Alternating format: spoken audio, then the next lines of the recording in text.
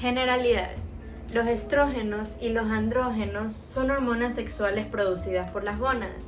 Estas hormonas son necesarias para la concepción, la maduración embrionaria y el desarrollo de características sexuales primarias y secundarias, que se dan durante la pubertad.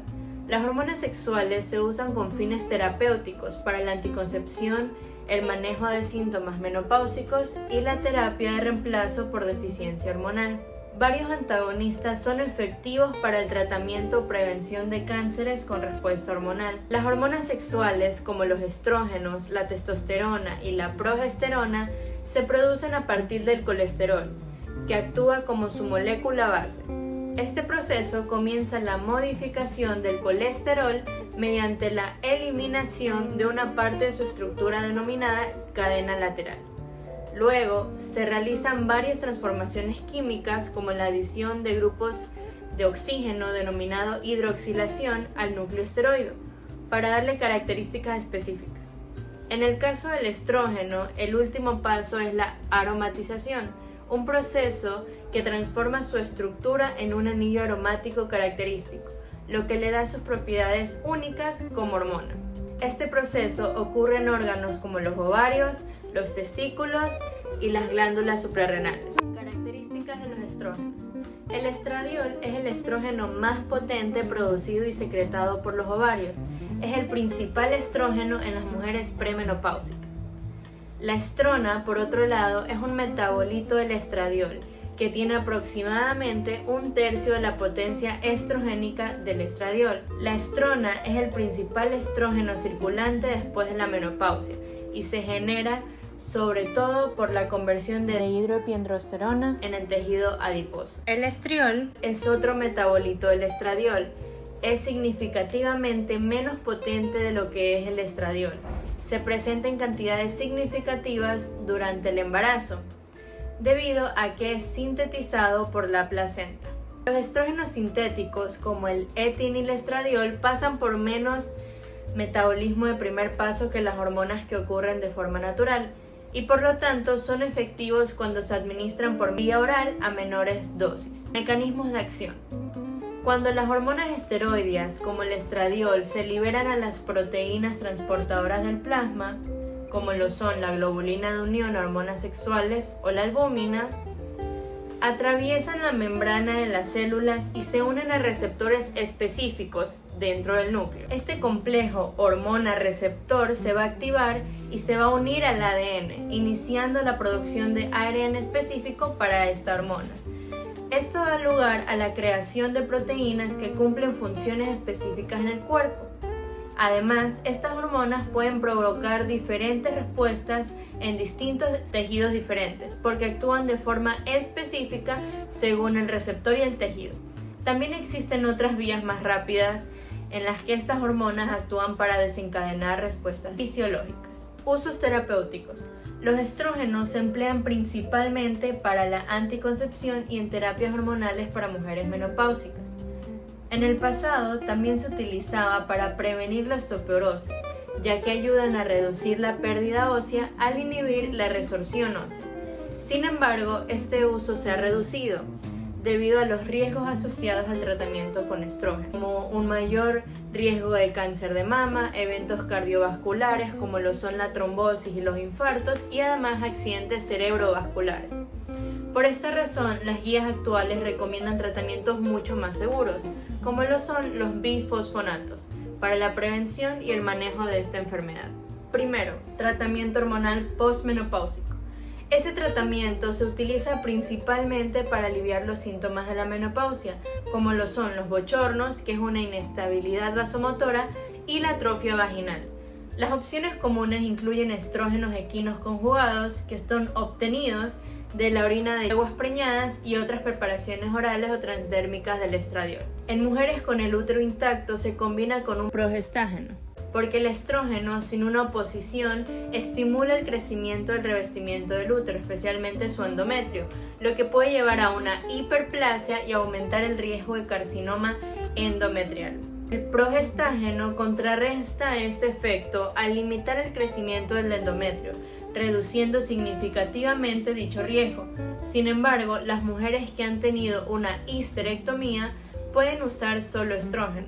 Es importante usar la dosis más baja posible durante el menor tiempo necesario para reducir el riesgo de efectos adversos como los eventos cerebrovasculares, cardiovasculares o cáncer de mama. Para síntomas exclusivamente vaginales se recomiendan estrógenos locales para minimizar los riesgos sistémicos. Segundo, anticoncepción.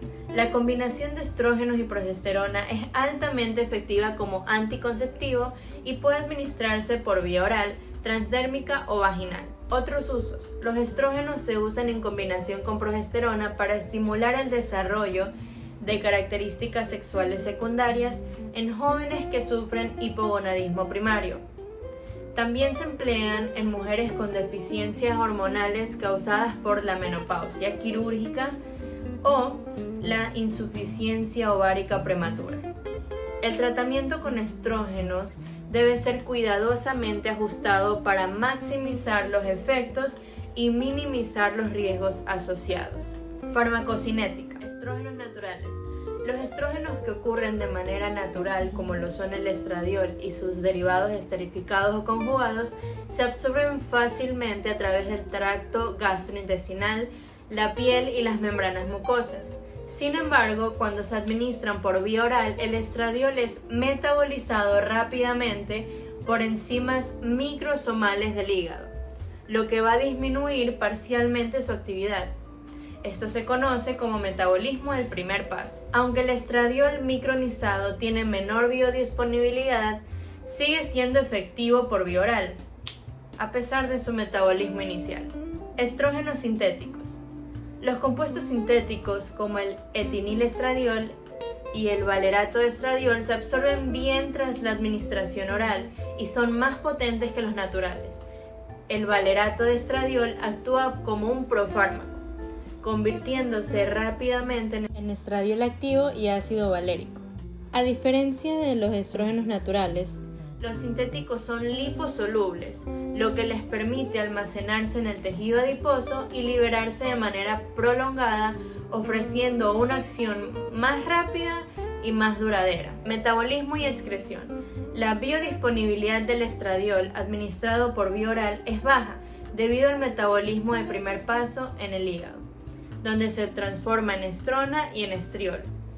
Para evitar este metabolismo inicial, se puede administrar el estradiol mediante parches transdérmicos, geles, aerosoles, anillos vaginales, cremas o inyecciones, lo que permite una absorción más directa al torrente sanguíneo. En la sangre, los estrógenos se transportan unidos a proteínas como la albúmina o la globulina de unión, hormonas sexuales. Posteriormente, los metabolitos del estradiol pasan por un proceso de conjugación, unión a glucurónico o sulfato, y en cantidades menores son metabolizados por la enzima hepática CYP3A4. Los metabolitos se eliminan principalmente a través de la orina, pero también pueden sufrir una recirculación enterohepática, siendo secretados en la bilis, descompuestos por bacterias intestinales y reabsorbidos en el intestino.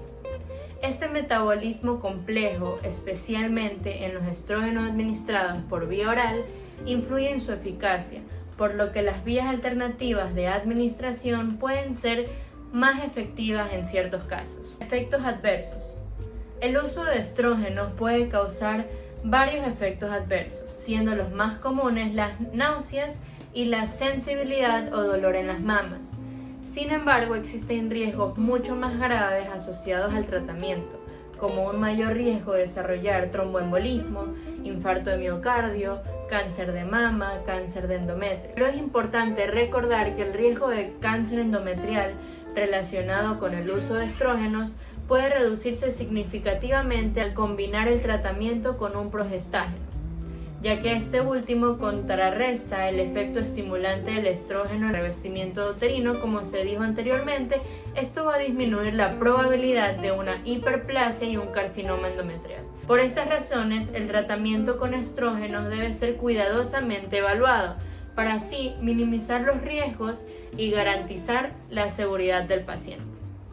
Siguiendo, vamos a tener a los moduladores selectivos del receptor de estrógeno. Estos van a ser compuestos que van a actuar como agonistas o antagonistas de los receptores de estrógeno, dependiendo del tejido. Entre ellos se van a encontrar el tamoxifeno, el raloxifeno, el bacedoxifeno, el clomifeno y el ospemifeno. El tamoxifeno y el raloxifeno van a bloquear los receptores de estrógeno en el tejido mamario, lo que los va a ser útiles en el tratamiento y prevención del cáncer mamario sensible a hormonas. Además de esto, el raloxifeno va a actuar como agonista en los huesos, mejorando la densidad ósea y reduciendo fracturas sin estimular el crecimiento endometrial. Y también va a disminuir los niveles del colesterol LDL. Mientras que por otro lado el clomifeno va a estimular la ovulación al aumentar la secreción de gonadotropinas. Y el bacedoxifeno y ospemifeno van a ayudar a prevenir los efectos no deseados del estrógeno en el útero, siendo ospemifeno útil en el tratamiento de la dispareunia posmenopáusica y bacedoxifeno indicado para síntomas menopáusicos cuando se combina con estrógenos. Estos medicamentos se van a reabsorber rápidamente por una vía oral, mientras que el tamoxifeno se va a metabolizar en el hígado a través del sistema CYP450, mientras que el raloxifeno se va a eliminar principalmente por las heces. Entre los efectos adversos, vamos a ver que el tamoxifeno puede causar bochornos, náusea y riesgo de hiperplasia o neoplasias endometriales, mientras que el raloxifeno se va a asociar con un mayor riesgo de trombosis venosa profunda. El clomifeno puede generar cefalea, náusea, agrandamiento ovárico y aumentar el riesgo de embarazos múltiples. Finalmente, el ospemifeno podría estimular el crecimiento endometrial, por lo que se recomienda combinarlo con progestágenos en mujeres con útero intacto. Siguiendo vamos a tener al agonista-antagonista de progesterona, que va a ser el acetato de diulipristal. Este va a ser un modulador selectivo del receptor de progesterona, que va a actuar como agonista o antagonista dependiendo del tejido. Su principal mecanismo de acción consiste en inhibir o modificar la actividad de la progesterona en los receptores, lo que lo va a hacer útil en varias aplicaciones clínicas. Además, este fármaco se va a utilizar principalmente como anticonceptivo de emergencia, ya que va a inhibir o retrasar la ovulación cuando se administra dentro de las primeras 120 horas posteriores a una relación sexual sin protección. Además, también está aprobado para el tratamiento de los miomas uterinos, debido a su capacidad para reducir el tamaño de los mismos al antagonizar la acción de la progesterona en el tejido urinario. En cuanto a su farmacocinética, vamos a ver que el acetato de diulipristal se va a administrar por vía oral, se va a absorber rápidamente y va a alcanzar concentraciones máximas en el plasma en aproximadamente de 1 a 3 horas. Su metabolismo va a ocurrir en el hígado, principalmente a través de la enzima CYP3A4, y se va a eliminar en forma de metabolitos, principalmente por las heces y en menor medida por la orina. Entre sus efectos adversos más comunes se va a incluir cefalea, náusea, dolor abdominal y alteraciones menstruales, como cambios en el patrón de sangrado. Además, se considera generalmente seguro, pero no se recomienda su uso repetido dentro del mismo ciclo menstrual, y su administración debe evitarse en mujeres embarazadas, ya que podría afectar el embarazo en curso. El acetato de diulipristal ofrece una opción efectiva y bien tolerada en sus indicaciones clínicas principales, destacando por su versatilidad en la modulación de la acción de la progesterona. La progesterona es una hormona natural que se produce en respuesta a la hormona LH y es clave para la preparación y mantenimiento del endometrio, para la implantación del embrión y continuación del embarazo. En terapias, los prostágenos sintéticos se utilizan principalmente para la anticoncepción y reemplazo hormonal, siendo más estables y efectivos que la progesterona natural, especialmente por vía oral. Progestinas más comunes incluyen la desogestrel, la levonorgestrel y la drospirenona. Estas se emplean también para problemas como el sangrado uterino disfuncional, la dismenorrea y la endometriosis. La progesterona también se va a caracterizar por tener una vida media corta debido a su metabolismo hepático, mientras que las progestinas sintéticas duran mucho más tiempo. La desogestrel es una progestina de tercera generación que inhibe la ovulación al bloquear la secreción de la LH y el hipófisis, espesa el moco cervical, dificultando así el paso de las espermatozoides. Se utiliza principalmente en anticonceptivos orales combinados. La levonorgestrel es una progestina de segunda generación, inhibe la ovulación al bloquear la liberación de gonadotropinas, altera el moco cervical y cambia el endometrio para evitar así la implantación. El uso es en anticonceptivos orales combinados o solamente de progestina. La drospirenona es una progestina de cuarta generación, inhibe la ovulación al suprimir la secreción de LH y espesa el moco cervical e inhibe los cambios endometriales. Se emplea en anticonceptivos orales combinados y es indicada en mujeres con síndrome premenstrual severo. Entre los efectos adversos más comunes de los progestágenos está la cefalea, el aumento de peso, el cambio de líbido y la depresión. Algunas progestinas pueden incluir efectos adversos, por ejemplo, como el acné. Ahora, la mifepristona es un antagonista antagonista de la progesterona. A menudo se combina con el análogo de la prostaglandina, el misoprostol, para incluir contracciones uterinas. Los principales eventos adversos van a incluir dolor abdominal, sangrado uterino y la posibilidad de un aborto incompleto. A continuación, yo les voy a hablar acerca de los andrógenos. Los andrógenos son esteroides con efectos masculinizantes y anabólicos. Están presentes tanto en hombres como en mujeres. El más importante es la testosterona, que está producida principalmente en los testículos y en menor cantidad en ovarios y glándulas suprarrenales. Su clasificación son dos: los andrógenos naturales y los andrógenos sintéticos. Los andrógenos naturales son prácticamente la testosterona y los andrógenos sintéticos es el danazol, el fluoximesterona, el metiltestosterona, el oxandrolona y el oximetolona.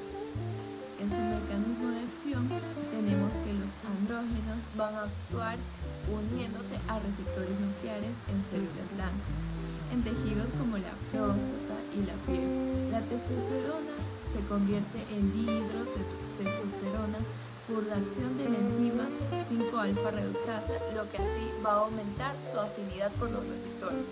Esto va a regular la transcripción de genes responsables de las características masculinas y del crecimiento muscular.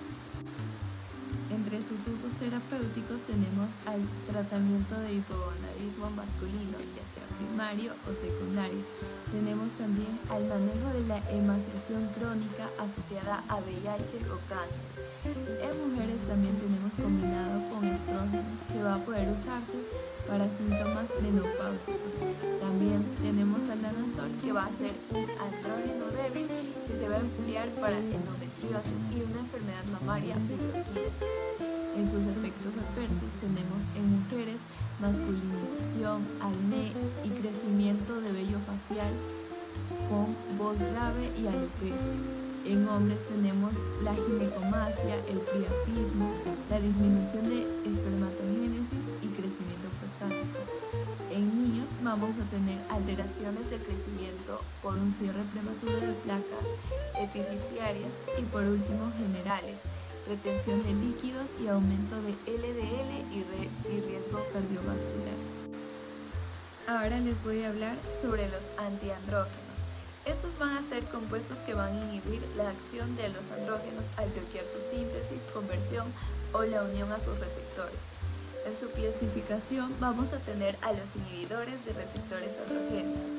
Tenemos al bicalutamida, al enzalutamida, al glutamida y a la niglutamida. En su mecanismo de acción de los inhibidores de receptores androgénicos vamos a tener que se van a unir competitivamente a receptores androgénicos en las células blanco y así van a impedir que los andrógenos, o sea la testosterona y la dihidrotestosterona, puedan activar la transcripción génica. Esto va a reducir los efectos masculinizantes y el crecimiento de tejidos sensibles a andrógenos como la próstata. Ahora tenemos a los inhibidores de la 5-alfa reductasa. Como ejemplo tenemos a la finasterida y a la dutasterida.